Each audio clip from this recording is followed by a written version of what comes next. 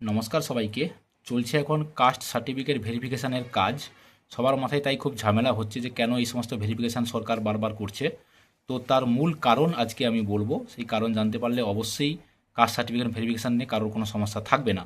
আমাদের আজকে দুটো কোশ্চেনের উত্তর থাকবে। একটা হচ্ছে কাস্ট ভেরিফিকেশান কেন হচ্ছে, এবং সেই কাস্ট ভেরিফিকেশানে বিএলওদের ভূমিকা কী, যাকে আমরা বিএলও বলছি, কারাই বা বিএলও, সেই বিএলওদের মেন ভূমিকা কী। তার আগে আমাদের জনসেবা বাংলা চ্যানেলের খবরগুলো বা আপডেটগুলো ভালো লাগলে অবশ্যই লাইক, শেয়ার, সাবস্ক্রাইব করবেন। আমি নিজে একজন রিসার্চ স্কলার, তাই কোনো কিছু খবর দেওয়ার আগে আমি নিজে রিসার্চ করি। রিসার্চ করার পরে ডাটা সমেত আপনাদের কাছে খবরগুলোকে আমি পৌঁছে দিচ্ছি। ঠিক আছে, তো ভালো লাগলে অবশ্যই লাইক, শেয়ার, সাবস্ক্রাইব করবেন। চলো বলে দিচ্ছি আমি কাস্ট সার্টিফিকেট কেন আজকে ভেরিফিকেশান হচ্ছে। 2011 সালের জনগণনা অনুযায়ী টোটাল পপুলেশনের সংখ্যা ছিল দেখো 9,13,00,000 সামথিং।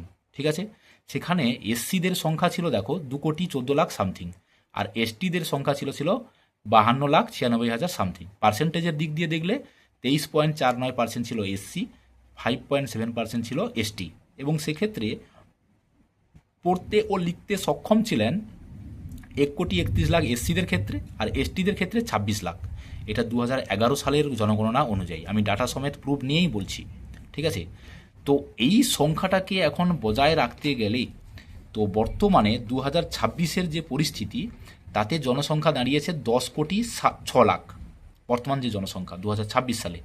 তো শতাংশের দিক দিয়ে হিসেব করলে এসসিদের সংখ্যা হওয়া উচিত 2,36,00,000 সামথিং, এসটিদের সংখ্যা হওয়া উচিত 57,00,000 সামথিং। বাট বর্তমানে সরকারের কাছে যে ডাটা আছে সেই ডাটাতে দেখা যাচ্ছে যে এটা অনেকটাই ওভারল্যাপ করে গেছে, মানে অনেকটাই বেশি হয়ে গেছে, এবং তার জন্যই আজকের এই ভেরিফিকেশান।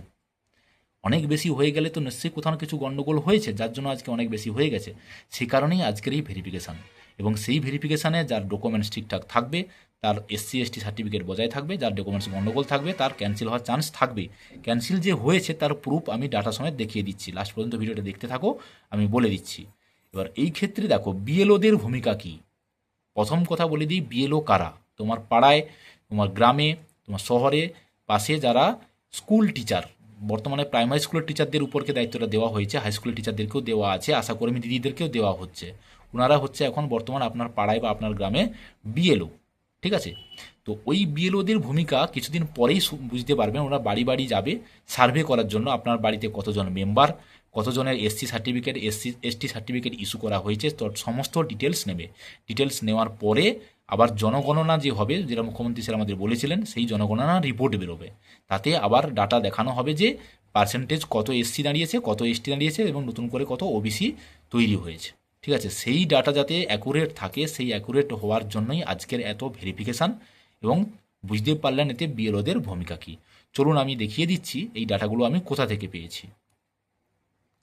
আমি আমার ল্যাপটপ থেকে দেখাচ্ছি। ব্যাকওয়ার্ড ক্লাসেস ওয়েলফেয়ার ডিপার্টমেন্টে আপনারা যাবেন, গুগলে গিয়ে মোবাইল থেকে দেখতে পারবেন, কোনো সমস্যা নেই।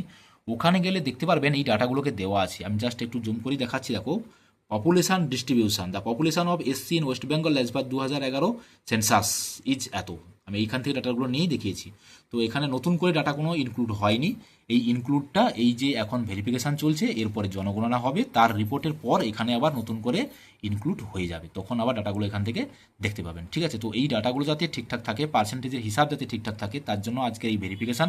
অবশ্যই আপনারা ভেরিফিকেশানে যোগদান করুন এবং ভেরিফিকেশানটা ঠিকঠাকভাবে করুন। কোনো সমস্যা হলে অবশ্যই কমেন্ট করবেন, লাইক শেয়ার তো অবশ্যই করবেন, পাশে থাকার জন্য সাবস্ক্রাইবও করবেন। Thank you.